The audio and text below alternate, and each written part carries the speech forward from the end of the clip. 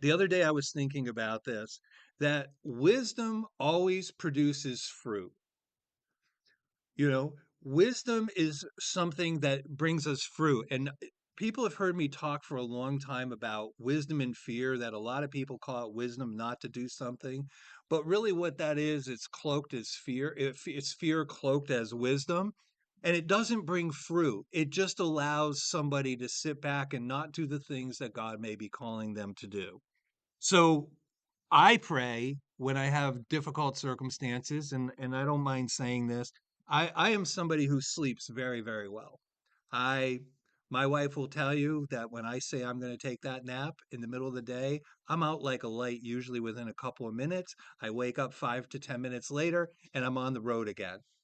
Same thing at night. But the other night, there was a circumstance that had come up. Jacob and I were talking, and it wasn't between us, but it was somebody we knew. It was like 9:30 at night, and it bothered me.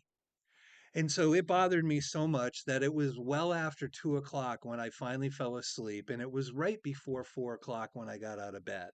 And I slept just minutes, but I spent all that time trying to see how this worked from their perspective. How does this work from the other person's perspective?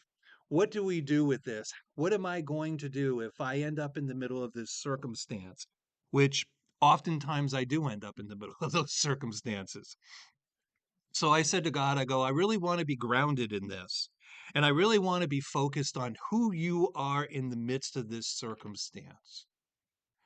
And so I began to pray for wisdom and strength. And I prayed that each one of the people that were involved, would come to know the greatness of God's love for them, that they would have wisdom and revelation, that they would see that it wasn't this, but it was actually to people who were coming at things from a different perspective.